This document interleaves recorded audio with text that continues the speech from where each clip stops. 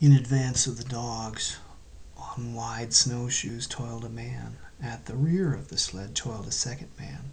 On the sled in the box lay a third man whose toil was over, a man whom the wild had conquered and beaten down until he would never move nor struggle again. It is not the way of the wild to like movement. Life is an offense to it, for life is movement, and the wild aims to destroy movement. It freezes the water to prevent it running to the sea. It drives the sap out of the trees till they are frozen to their mighty hearts. And most ferociously and terribly of all does the wild harry and crush into submission man who is the most restless of life, ever in revolt against the dictum that all movement must in the end come to the cessation of movement. But at front and rear, unawed and indomitable, toiled the two men who were not yet dead. Their bodies were covered with fur and soft tanned leather. Eyelashes and cheeks and lips were so coated with the crystals from their frozen breath that their faces were not discernible. This gave them the seeming of ghostly masks, undertakers in a spectral world at the funeral of some ghost. But under it all they were men, penetrating the land of desolation and mockery and silence, puny adventurers bent on colossal adventure, pitting themselves against the might of a world as remote and alien and pulseless as the abysses of space. They traveled on without speech, saving their breath for the work of their bodies. On every side was the silence, pressing upon them with a tangible presence. It affected their minds as the many atmospheres of deep water affect the body of the diver. It crushed them with the weight of unending vastness and unalterable decree.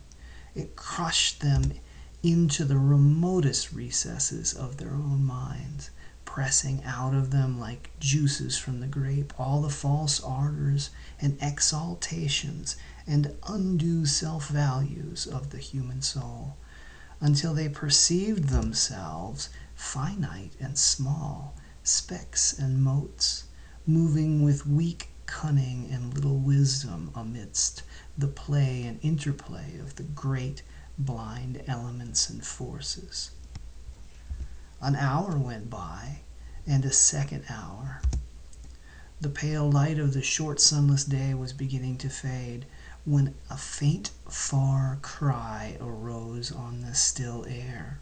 It soared upward with a swift rush, till it reached its topmost note, where it persisted, palpitant and tense, and then slowly died away. It might have been a lost soul wailing, had it not been invested with a certain sad fierceness and hungry eagerness. The front man turned his head until his eyes met the eyes of the man behind, and then across the narrow oblong box each nodded to the other. A second cry arose, piercing the silence with needle-like shrillness. Both men located the sound. It was to the rear, somewhere in the snow expanse they had just traversed. A third and answering cry arose, also to the rear, and to the left of the second cry. "They're after us, Bill," said the man at the front. His voice sounded hoarse and unreal, and he had spoken with apparent effort. "Meat is scarce," answered his comrade. "I ain't seen a rabbit sign for days." Thereafter they spoke no more, though their ears were keen for the hunting cries that continued to rise behind them.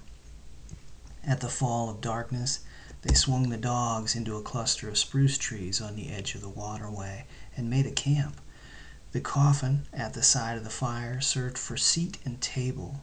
The wolf dogs clustered on the far side of the fire snarled and bickered among themselves, but evinced no inclination to stray off into the darkness. "Seems to me, Henry, they're staying remarkable close to camp," Bill commented.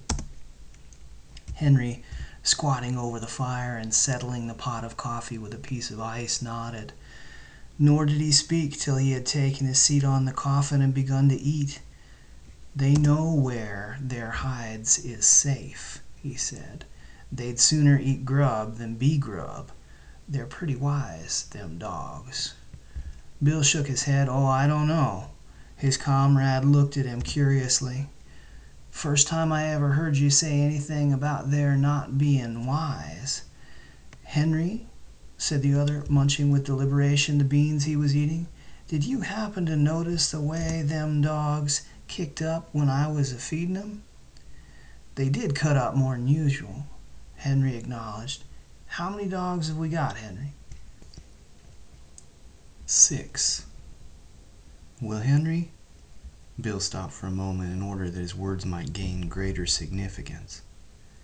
"As I was saying, Henry, we've got 6 dogs.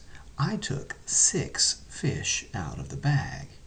I gave 1 fish to each dog, and, Henry, I was 1 fish short."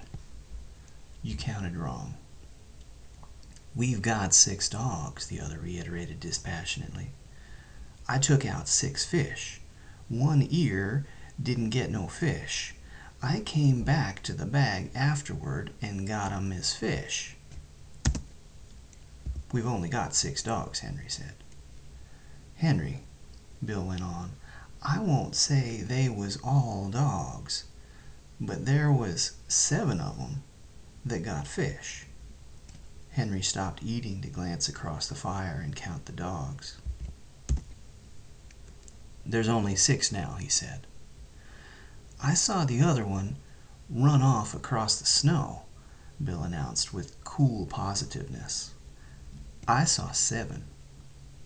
Henry looked at him commiseratingly and said, "I'll be almighty glad when this trip's over." "What do you mean by that?" Bill demanded.